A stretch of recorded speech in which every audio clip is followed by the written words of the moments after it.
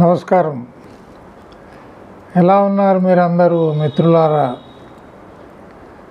మనందరికీ జీవితం దొరికింది. ఈ జీవితంతో ఏం చేయాలి, ఈ జీవితంలో ఏం చేయాలి, ఈ రెండు తెలుసుకుంటే సరిపోతుంది. జీవితం అన్ని రంగాలలో వికాసాన్ని, అభివృద్ధిని సాధిస్తుంది. మనం పరస్పర సహకారం గురించి మాట్లాడుతున్నాం. 3వ భాగంలో ఉన్నాం. కుటుంబం కానివ్వండి, సమాజం కానివ్వండి, ఆఖరికి వ్యక్తి యొక్క వికాసం కూడా పరస్పర సహకారం మీదే ఆధారపడి ఉంది. పరస్పరం అంటే ఒకరికొకరు, సహకారం అంటే సహాయం చేసుకోవడం అని మనం తెలుసుకున్నాం కదా. అయితే సహాయం ఎలా ఉండాలి? మీకు ఒక చిన్న కథ చెప్పి నేను ముగిస్తాను. ఒక ఊళ్ళో ఒక గుడ్డివాడు ఉండేవాడు. పుట్టుకతోనే గుడ్డివాడు, పుట్టుగుడ్డి అంటారు. అదే ఊళ్ళో ఇంకొక వీధిలో ఇంకొక అతను ఉండేవాడు. అతడికి 2 కాళ్ళు కూడా ప్రమాదవశాత్తు కోల్పోయాడు. వీరిద్దరి బాల్యం ఇలాగే గడిచిపోయింది. ఇప్పుడు యుక్త వయసు వచ్చింది ఇద్దరికి. ఇద్దరు 25 సంవత్సరాలు దాటారు. అయితే వీరి జీవితం మొత్తం కూడా ఇతరుల మీద ఆధారపడే కొనసాగుతుంది, నడుస్తుంది.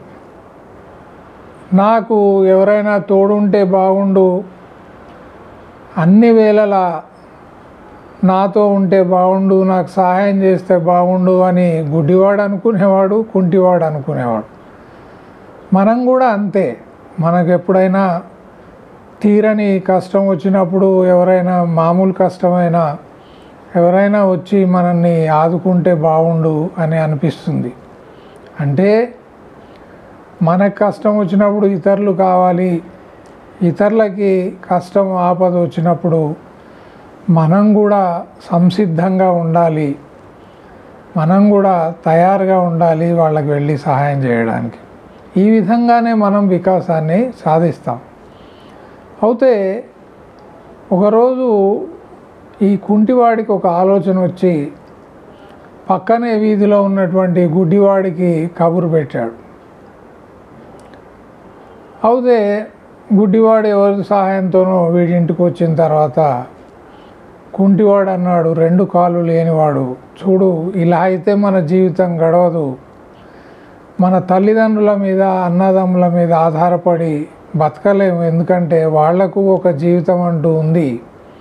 నా ఆలోచన ఏమిటంటే, నాకు కాళ్ళు లేవు, నీకు కళ్ళు లేవు.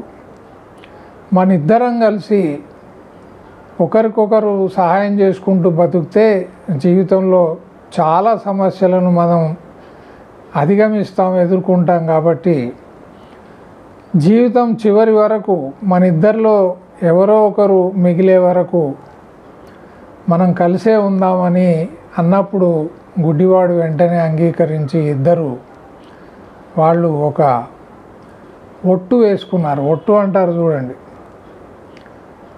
వాళ్ళు ప్రమాణం చేశారు ఏంటంటే, జీవితం చివరి వరకు మనం కలిసే ఉందామని, కలిసే ఉంటామని. ఈ కాలు లేని వాడికి పశువులకు సంబంధించినటువంటి చాలా జ్ఞానం ఉంది.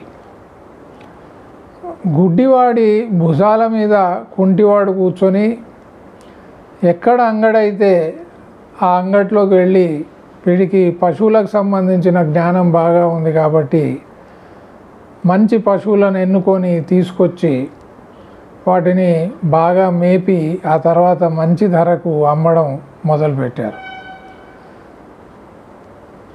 తక్కువ కాలంలోనే వీళ్ళ దగ్గర మంచి పశువులు దొరుకుతాయి అని చెప్పి ఆ చుట్టుపక్కల ఊర్లలో పాకిపోయింది. వీళ్ళ వ్యాపారం పెరిగింది. కొన్ని సంవత్సరాలలోనే వీళ్ళు లక్షాధికారులు అయిపోయారు. వాళ్ళ జీవితం సాఫీగా సాగుతుంది.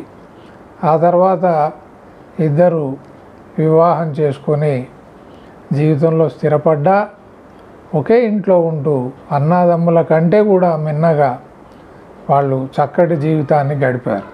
అంటే మనకు ఎలాంటి వైకల్యం ఉన్నా మనకున్నటువంటి లోపాన్ని మనం గుర్తించి ఎవరితో ఉంటే మనం ఈ సమస్యను ఎదుర్కొని జీవితంలో అభివృద్ధిలోకి వస్తాం అని తెలిసినప్పుడు వాళ్ళు గుడ్డివాడు కుంటివాడి వలె ఒకరికొకరు సహాయం చేసుకుంటూ పరస్పరం సహకరించుకుంటూ జీవితంలో వాళ్లకు ఏ లోపాలైతే ఉన్నాయో అవి శరీరంలో ఉండే లోపాలు కానివ్వండి లేదా మానసికమైనటువంటి లోపాలు కానివ్వండి వాటిని అధిగమించి వాటిని ఎదుర్కొని ఆ సమస్యలకి ధీటుగా నిలబడి వాళ్ళ జీవితాన్ని చాలా సుఖవంతంగా చాలా సుఖంగా అర్థవంతంగా గౌరవప్రదంగా సమాజంలో బతకడానికి వీలుంది.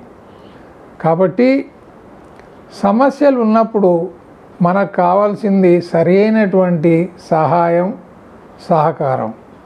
ఏ కుటుంబంలోనైతే అన్యోన్యంగా ప్రేమగా గౌరవంగా ఒకరి బలాలను ఒకరు తెలుసుకొని గుడ్డివాడు కుంటివాడికి ఉండేటువంటి బలాలు ఎలా ఉన్నాయో వారి వారి బలాలను వాళ్ళు తెలుసుకున్నారు కాబట్టి వారు అవతలి వ్యక్తిని ప్రోత్సహిస్తూ దాని ద్వారా వచ్చినటువంటి ఫలితాలను ఇద్దరు సమానంగా పంచుకోగలిగారు కాబట్టి వాళ్ళ జీవితాలు చాలా సాఫీగా సాగాయి.